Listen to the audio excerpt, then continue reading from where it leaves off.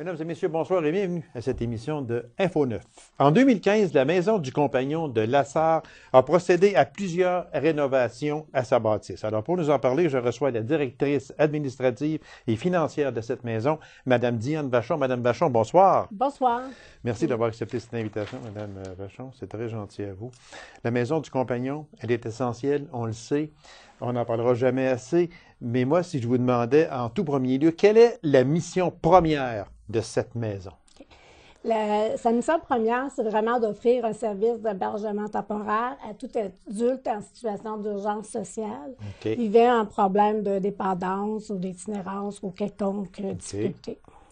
Fait que c'est sa mission première. Elle est essentielle. Elle est essentielle parce qu'on a toujours des résidents. La maison n'est jamais vide. Oui, parce qu'un petit peu plus loin, là, dans l'émission, on va parler justement du taux d'occupation, puis tout ça.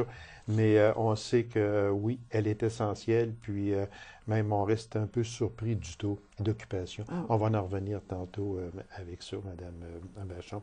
En 2015, vous avez procédé à des rénovations majeures à cette maison-là, grâce à l'initiative surtout de deux personnes ressources. Est-ce qu'on peut appeler ça comme ça? Bien, c'est des personnes qui avaient comme un peu l'habitude de voir le travail qu'on faisait, mais sans nécessairement travailler directement avec nous. C'était l'ancien directeur général du centre hospitalier. Oui, M. Paul Fortin. M. Paul Fortin, puis M. Gaétan Pelletier. Ces deux personnes-là ont vraiment été avec nous du début à la fin. Ces personnes-là, je disais personnes ressources, mais aussi, comment elles vous ont approché? Comment c'est venu ces deux personnes-là? Parce que moi, je connais très bien ces deux personnes-là, entre autres M. Fortin, que je connais très bien, que j'ai reçu ici souvent en entrevue. Comment ces personnes-là vous ont approché pour vous dire, en fin de compte, bien, si vous avez besoin d'aide, on peut vous aider par des contacts ou peu importe de quelle manière. Puis on voit que vraiment, oui, parce que c'était une réussite totale. Mais comment on vous a approché? Bien, c'est ça. Non, au début, c'est l'organisatrice communautaire qui nous en a parlé un petit peu pour sonder, voir si on pouvait être intéressé. Après ça, bien, une visite s'est imposée. Ils ont visité la maison tous les deux. Et en visitant la maison, bien, ils ont vu que c'était vraiment un réel besoin. Fait qu'ils ont été vraiment surpris comment que la maison était en mauvais état. Puis, M. Fortin tenait à faire une belle action avant de partir à la retraite. Oui, exactement, Il nous a choisi, puis il trouvait qu'on était un organisme qui sollicitait pas beaucoup le milieu, puis on travaillait dans l'ombre, puis mais par contre, on était vraiment indispensable. Fait que là, il a eu comme un peu pitié de nous, fait que Parce que c'était devenu essentiel, parce que la maison, bien, c'est sûr qu'elle avait de l'âge, puis elle était moins conforme, si on peut s'exprimer Oui, puis ainsi. c'est l'idée aussi que c'est pas parce qu'on a mal administré la maison, c'est parce que le financement manquait. Puis quand ça prend tout pour que tu payes tes comptes réguliers, bien, tu n'as pas pour les mobilisations. C'est ça. C'est des gros montants, ça monte vite, là. Fait que c'est ça, on ne pouvait pas aller de l'avant sans don, sans contribution du milieu, là, c'est impossible. Donc, c'était devenu essentiel. Il n'y avait rien de surplus à ça. Non, c'était... Puis, ces deux personnes-là se sont impliquées. Moi, si je vous demandais de quelle manière ces personnes-là se sont impliquées, parce que ce sont quand même deux personnes que l'on connaît bien. Puis, mais de quelle manière ces personnes-là, par des contacts avec des entreprises, contacts personnels, comment est-ce que ces personnes-là se sont impliquées? Bien, c'est ça, eux autres, il y avait déjà des bons contacts. C'est ça, c'est ça, il y avait déjà, puis c'était des personnes d'influence. Fait que, en tout cas, je sais pas, mais les gens, les entrepreneurs ont pas su leur dire non, là. Puis on dit que c'était vraiment, vraiment facile. Ça n'a même pas été un effort. Les autres, ils ont été vraiment impressionnés parce que c'était tout le temps des oui. Fait que des réponses négatives. Là, Alors, bravo. je pense qu'ils en ont pas. En tout cas, s'il y en a Oui, eu, je ne sais pas lesquels, là, mais Alors, bravo à oui. M. Fortin Oui. et Pelletier de Oui. leur implication. Puis, c'était quand même, c'était un très beau geste Oui. de leur part. Oui. Bien sûr. Une collecte qui a été effectuée et puis on dit que quand même un très beau montant d'argent a été amassé. Oui, c'est ça. Pour monétairement, là, c'est une contribution de 30 000, mais sans compte la contribution en main-d'œuvre d'entrepreneurs, là, parce que fallait vraiment avoir des bons entrepreneurs, des entrepreneurs en règle. Là. C'est ça. Puis le matériel et tout ça, ben c'est une contribution dans les 56 000 déjà réalisée. Là. Ah mon Dieu, c'est quand même. Ouais. C'est fait, là. C'est confirmé. C'est terminé. C'est hein, terminé. c'est ça? C'est terminé. OK. Ben, c'est vraiment réalisé, terminé, oui. Combien de temps que ça a pris à revamper ça, si vous me permettez? Ça a quand même bien été. Je dirais, les premières rencontres, c'était comme en avril. Puis, on a eu notre inauguration le 26 novembre. C'était terminé. Qu'est-ce qui reste à faire, vraiment? C'est le panneau. OK. Le panneau qui a été fait par le Centre de formation professionnelle. La structure est faite, mais il reste à l'installer, puis on attend que le terrain dégèle. Là. Une chose est certaine aussi, Madame Vachon, c'est qu'on ne peut pas faire tout ça sans du bénévolat. Oui, ça, c'est on ça. l'a toujours Non, dit. c'est ça. Puis on dirait que chez nous, en Abitibi-Témiscamingue, puis principalement en Abitibi-Ouest, parce que on est ici, en Ouais. Abitibi-Ouest, le bénévolat, là, quand on demande à des gens, voulez-vous nous aider, c'est pas long que les gens apparaissent. Puis Ouais. c'est dans n'importe quelle organisation. Oui. Alors, plusieurs bénévoles ont participé à cette rénovation-là. Oui. On peut compter 22 bénévoles différents, à peu près, minimum, parce que je ne les connais pas tous. Il y en a qui ont travaillé dans l'ombre, puis je ne l'ai pas su. Mais moi, en tout cas, j'ai dénombré un bon 550 heures vraiment bénévoles. Eh mon Dieu, 550 Ouais. heures. Puis les gens qui venaient, là, c'est avec bon cœur. Là. Sourire aux lèvres, comme on Sourire dit. aux lèvres, bien contents. Puis eux autres, ils étaient comme contents de voir l'utilité de leur travail. Ils voyaient que ça faisait vraiment un beau changement. Fait qu'il y a eu des dons en argent, Ouais. puis il y a eu, moi, ce que j'appelle des dons bénévoles. Oui, oui. Puis c'est ça. Puis les gens, des fois, ils arrivaient avec leurs propres outils parce qu'on n'avait pas Oui, beaucoup. c'est sûr. Fait que C'est déjà, sûr. c'était déjà bien. On va aller, Madame Vachon, si vous me permettez, parce que on dirait, puis ça, j'en fais référence souvent, on dirait que ce soit prostitution, que ce soit itinérance, surtout dans ces domaines-là, là, on pense que chez nous, de ça, il n'y en a pas. Mm. Ça, là, on se dit toujours, oh, c'est rien que dans les grands centres que ça existe. Moi, j'ai déjà été à Montréal, puis il y a quelqu'un qui m'a emmené là, à différents endroits, là, la nuit, le jour, l'itinérance, je trouvais ça, c'était affreux de voir. Mais on ne s'imagine pas que chez nous, en Abitibi-Témiscamingue et principalement en Abitibi-Ouest, on ne s'imagine pas qu'il y en a de ça. Et cette maison-là sert à ça, spécifiquement. Oui. Il y en a tant que ça, Mme Vachon. Oui, si on regarde au niveau le taux d'occupation qu'on a eu en 2014-2015, au niveau des 24/7, ça veut dire les personnes qui voulaient vraiment là, cheminer, parce que c'est sûr que là, ils sont dans l'itinérance, mais il faut qu'ils s'en sortent. Ça leur prend un plan d'accompagnement. Fait qu'on a eu en 2014-2015, on a eu 1087 nuitées. 1087 nuitées. 1087 nuitées. Ça, on parle juste des personnes qui voulaient avoir une chambre. Parce que nous autres, on avait juste 4 chambres. Là, pour des vraies chambres. C'est pas des matelas par terre, c'est vraiment avec un lit. Là. Ce sont des chambres. Ils sont vraiment résidents là. Puis on a eu 1087. Là-dessus, on peut considérer qu'il y avait comme 79% hommes et 21% femmes. Fait que c'est plus, le milieu itinérant, c'est plus les hommes que les femmes. Puis au niveau des comptes, ça, c'est les chambres à occupation multiple à Bosseuil. Ça, c'est vraiment les végères, ils arrivent à 9 h le soir, ils repartent le matin. Là. Bien, ça, on a eu pour 195 nuitées.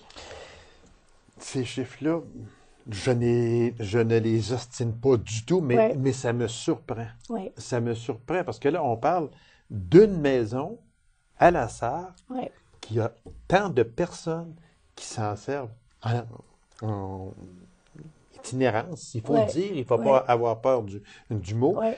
En majorité, est-ce que ces personnes-là sont là une nuitée ou sont... est-ce qu'il y en a qui sont là... juste une question comme ça. OK. Bon, moi, j'y vais, mettons.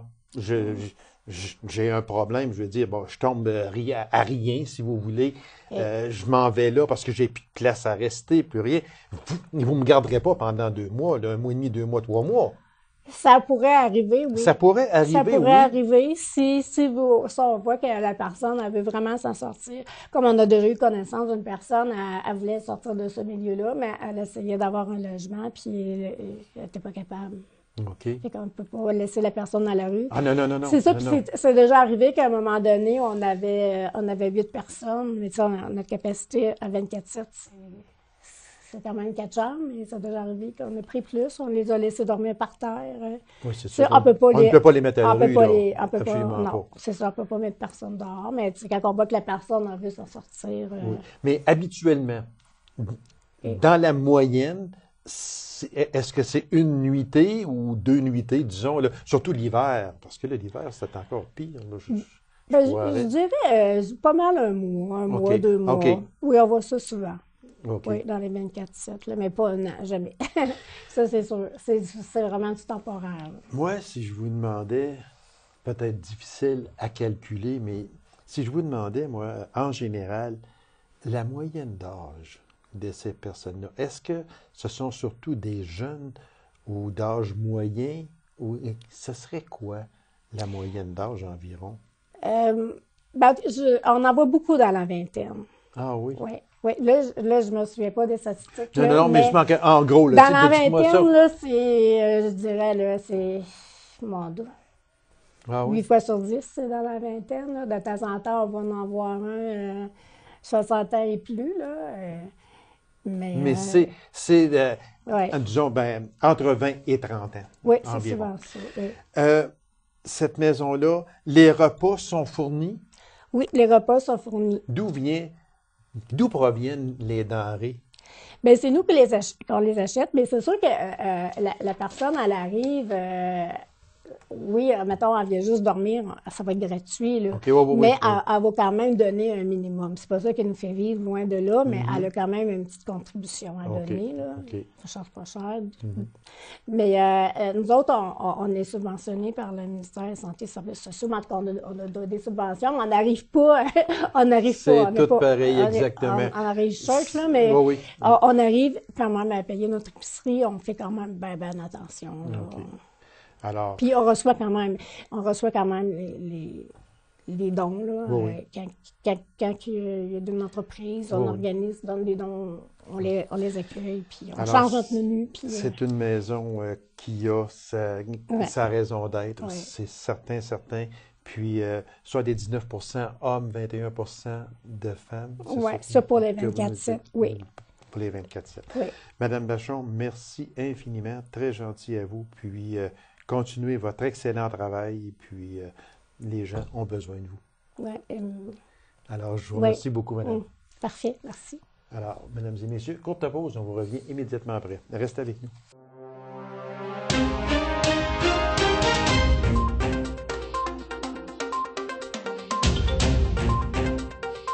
L'envolée d'Abitibi-Ouest par le biais de sa coordonnatrice vient nous parler de la réalisation de sa planification triennale qui prendra fin en 2017.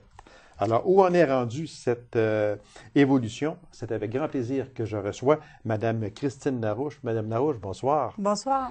Merci d'avoir accepté cette invitation, Madame. C'est un plaisir, merci. Très gentil à vous. Parce que, bon, l'envolée... moi, si je vous demandais à brûle pour point comme ça, là, si on parlait de l'envolée, c'est quoi l'envolée d'Abitibi-Ouest et c'est quoi la mission? En fait, tout d'abord, c'est important de mentionner que depuis 2014, les partenaires en petite enfance famille, dont l'envolée d'Abitibi-Ouest, et les partenaires anciennes habitudes de vie qu'on connaît sous le nom d'Action Santé d'Abitibi-Ouest travaillent en commun afin d'arrimer les deux regroupements. Donc, la semaine passée, en fait, on a eu le plaisir d'officialiser là, cet arrimage-là là, dans le but de vraiment accentuer puis de bonifier là, la force d'agir au niveau de la communauté dans un premier temps. Donc, c'est sûr qu'on s'est fixé une mission commune. Donc, on a élargi notre axe là, d'intervention qui porte le nom maintenant là, d'Action Santé l'Envolée d'Abitibi-Ouest. Notre mission va vraiment se situer de mobiliser les partenaires du milieu en vue de soutenir la mise en place, la consolidation, puis la maximisation d'infrastructures et autres environnements favorables pour les familles sur le territoire de l'Abitibi-Ouest, mais également de favoriser le développement global de l'enfant, la réussite éducative dans une culture de santé et de saines habitudes de vie. Parce qu'on parle toujours de saines habitudes de vie, on parle toujours de santé, on parle d'enfants, c'est important. C'est des choses qui se rejoignaient également. Exactement, donc, c'est ça. Vous avez, en 2014, vous avez planifié, une triennale, 2014-2017. Alors, depuis juillet 2015, les partenaires du regroupement ont mis en œuvre plusieurs actions qui profitent aux familles et aux enfants. Ensemble, j'aimerais ça que l'on regarde ces actions-là parce qu'il y en a quelques-unes et elles sont toutes plus importantes une que l'autre. Exactement. C'est pour ça que j'aimerais ça qu'on les regarde ensemble. Si on regardait un peu le volet intervenante pivot CPE, les petits chatons. En fait, c'est important de souligner, avant de débuter, de parler de l'action, que c'est les activités vraiment 2014-2015. Donc, c'est sûr qu'ensuite de toute l'arrimage qui s'est passé, là, on va être beaucoup plus axé puis discuter des actions là, qui se faisaient en petite enfance, qui était notre priorité d'intervention là, à ce moment-là. Donc, pour ce qui est de l'intervenante pivot en petite enfance, en date de l'année qui s'est terminée, pour le bilan, il y a eu 1350 interventions qui ont été faites auprès des intervenants, des familles, des enfants là, également, soit par du modeling, des pratiques guidées, soit par de l'accompagnement du support vers des références, où c'était beaucoup selon les problématiques qui pouvaient être rencontrées, de l'accompagnement individuel, puis tout ça. Mais il y a eu 1350 interventions. Exactement. Donc, j'aurais jamais pensé qu'il y en avait autant que ça. Oui, bien, tu sais, on parle des intervenants, de la communauté, qui touche à la petite enfance, il y en a beaucoup. On parle également des familles, on parle également des enfants. Donc, au cumul, ça nous a donné là, ce nombre d'interventions. Mon Dieu. On va aller avec atelier de stimulation précoce. C'est le 6 Abitibi-Témiscamingue situé à la Sarre. Effectivement, qui est porteur du dossier. Alors, c'est quoi exactement?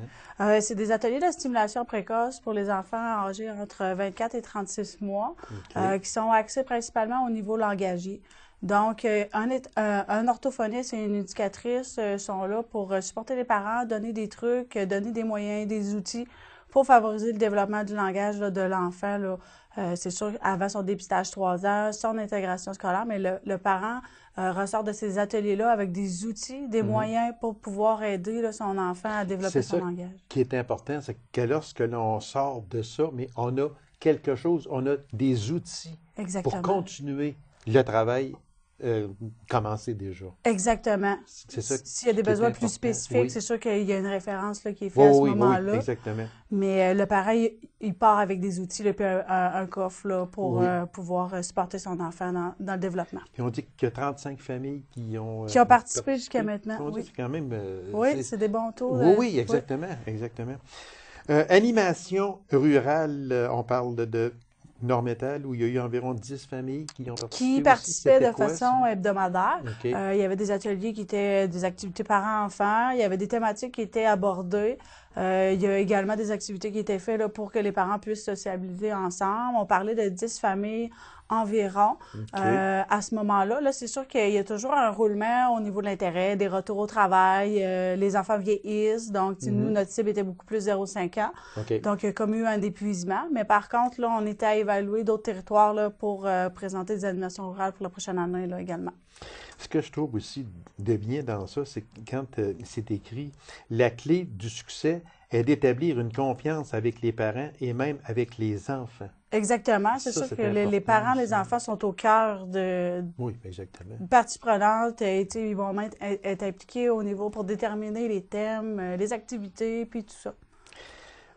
Ateliers post-nataux? Oui, les ateliers postnataux, ça fait quand même quelques temps qu'ils sont sur le territoire. On parle depuis 2012 environ. OK. Donc, habituellement, on recevait une trentaine de familles, là, 36 familles. Il y a quand même eu une belle augmentation cette année. Est-ce que c'est dû au taux de naissance qui a augmenté ou le bouche à oreille commence à faire effet? Donc, on parle de 50 familles là, qui ont assisté là, cette année. Là. Alors, on est passé de 36 à 50 familles. Exactement. Mon Dieu Seigneur, c'est... Mais comment ça se fait? Ben, est-ce que c'est du bouche à oreille surtout? C'est sûr qu'on a un mécanisme au niveau des références. Okay. L'enfant naît. Oui, OK. Par la suite, il va avoir la visite de l'infirmière. Il va la côtoyer également là, pour les suivis routiniers de l'enfant, puis tout ça. Puis elle va remettre la promotion des ateliers postnataux qui sont offerts à la maison de la famille. OK. Puis, à partir de ce moment-là, soit que la maison de la famille communique avec le parent ou le parent communique directement s'il côtoie les services de la maison de la famille. C'est parce que ici, dans le rôle de soutenir dans le rôle parental, soin du bébé, stimulation, alimentation, sécurité, lien d'attachement, c'est tout... C'est toutes des choses qui sont au cœur des préoccupations aussi. Exactement. Quand le parent vient d'avoir son nouvel enfant ou son deuxième. C'est ça. Exactement. Mon idée de génie. Oui. Mon idée de génie, c'est un projet qui est en collaboration également avec Action Santé, qui avait deux volets, saines habitudes de vie et développement de la petite enfance. Donc, le projet qui a été retenu l'année passée, c'est un parcours à obstacles pour les tout-petits. Donc, c'est un parent de la municipalité de Poulari qui nous a soumis l'idée. À partir de ce moment-là, le projet a été accepté, déployé également. Puis, le parcours à obstacles, c'est sûr qu'il a servi lors de l'activité spéciale, mais il est réutilisé là pendant toute l'année dans les occasions spéciales de la municipalité puis tout ça. Fait que ça s'est passé dans la municipalité de Poulari. Exactement. C'est ça? Oui. OK. Clinique d'allaitement par la docteure Sabrina Paradis. Oui, la clinique d'allaitement a vu le jour en février l'année passée. Okay. Depuis son implantation, on voit que ça répond à un besoin là, des mamans, principalement parce que c'est eux qui pratiquent l'allaitement, Oui. afin de soutenir puis de répondre aux problématiques que les mamans, justement, pouvaient rencontrer pendant la pratique de l'allaitement. Donc, à ce moment-là, soit l'infirmière ou docteur Paradis ou le médecin référent, là, il peut supporter, donner des trucs ou remédier s'il y a une problématique plus importante afin de favoriser que l'allaitement se poursuive sur une plus longue période ou de diminuer les abandons là, dus à ce que quand la maman rencontre un problème. Oui, exactement. Exactement. Okay. Parce qu'on parle de 65 mamans qui ont participé. Oui, en date, quand on a dressé le bilan à ce moment-là, oui, mais on parle encore de beaucoup plus de mamans, là, si je pense aux dernières données que j'ai reçues, là, oui. Okay. Contributions diverses, travail de milieu, ligne jaune, santé, bien, centre le retour, etc. C'est quoi exactement? Le travail de milieu, en fait, c'est pour supporter ligne jaune à vraiment pouvoir offrir un accompagnement un petit peu plus soutenu pour les parents, les familles qui en auraient besoin dans le secteur nord et VVB. Sentez-vous bien, c'est vraiment le centre le retour là, qui offre ces activités-là. Dans le but là, de favoriser des saines habitudes de vie, également au niveau des pratiques parentales, au niveau de leur clientèle qu'ils reçoivent, les référer vers les services, leur faire connaître les services également. Donc, c'est un accompagnement un petit peu plus soutenu, là, puis direct là, avec les familles là, qu'ils côtoient. Saines habitudes de vie, ça revient souvent. Oui, également. On agit à titre vraiment complémentaire là, à ce niveau-là. Là. Saines habitudes de vie, développement de l'enfant, l'environnement favorable pour les familles. Donc, on voit le poids qu'il y a eu pour s'arrimer aussi. Ouais. Puis on parle aussi de comités afin de favoriser l'accès au matériel scolaire, promotion et accessibilité, etc. Vous touchez à tout.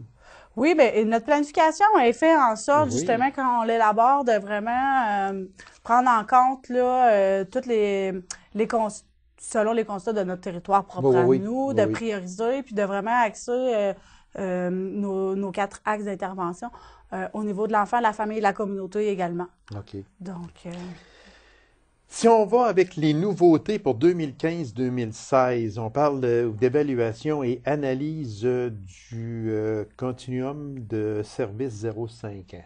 Oui, ce projet-là ou cette action-là, en fait, est discutée depuis qu'on élabore la planification en 2014. Concrètement, les partenaires ont fait le choix de vraiment s'assurer que l'enfant bénéficie d'un continuum de services et en temps opportun. Là. On parle des services 0-5 ans. À partir de ce moment-là, on a entamé une démarche afin de faire l'évaluation qui va nous permettre de mesurer l'état actuel du continuum de services, c'est-à-dire le portrait, puis également en termes de performance et d'organisation là, sur notre territoire. Là, puis c'est la firme Derry et Associés qui ont été mandatés comme consultants externes là, pour dresser le portrait, puis analyser, recommandations, puis tout ça. Okay. Et un autre, et non le moindre, ma famille, ma communauté. Ma famille, ma communauté, c'est une approche qui a été développée par le Centre Jeunesse. Okay. C'est un projet qui a été déployé au niveau régional. Ça a été ciblé là, dans toutes les MRC puis tout ça. Cette année, la MRC d'Abitibi-Ouest avait été identifiée. Donc, à partir de ce moment-là, avec le coordonnateur régional, on a rencontré les partenaires pour leur présenter l'approche. Puis, à partir de ce moment-là, de les mobiliser, de les concerter également à l'approche. Il y a un comité de coordination locale qui a été mis sur pied. Donc, à partir de ce moment-là, là, ils vont pouvoir s'assurer de l'implantation puis du suivi de cette approche-là. OK. Puis, concernant les avancées de l'arrimage avec Action Santé Abitibi-Ouest. Oui, comme je l'ai nommé précédemment, le tout s'est officialisé là, le 3 février dernier par une assemblée générale extraordinaire à laquelle tous les membres de l'envolée ont été conviés, à laquelle on a revu nos règlements généraux, etc. Donc, il va nous rester là à opérationnaliser le tout, puis les détails administratifs là, à finaliser. Administratifs, oui. À finaliser. Et en terminant, à peine une minute, vos sources de financement. Comme les années précédentes, bien, on a Avenir d'enfants et Québec en fonds qui sont des bailleurs de fonds principaux. Il y a toujours le 6 de l'Abitibi-Témiscamingue également par le volet CIP qui nous supporte financièrement. Le Fonds québécois d'initiative sociale connu sous l'acronyme FKIS. Sinon, il y a l'apport des partenaires privés également, le député d'Abitibi-Ouest, François Gendron, la Caisse des jardins de l'Abitibi-Ouest, Bureau Concept, Éclat Québec, Canadien Tire. Puis c'est sûr que c'est important de nommer l'implication des partenaires qui travaillent très activement, puis qui s'impliquent, puis qui sont dévoués là, les enfants, les familles de notre territoire. Madame Larouche, merci infiniment. Le plan de triennale va très bien, de la manière que je peux voir. Alors, 2014-2017, il va rester encore un an, mais ce qui est fait actuellement est vraiment extraordinaire. Puis je vous en remercie, puis continuez votre excellent travail. Merci beaucoup, c'est un plaisir. C'est moi qui vous remercie. Alors, mesdames et messieurs, merci d'avoir été là. On a rendez-vous à une prochaine émission d'Info 9. Au revoir.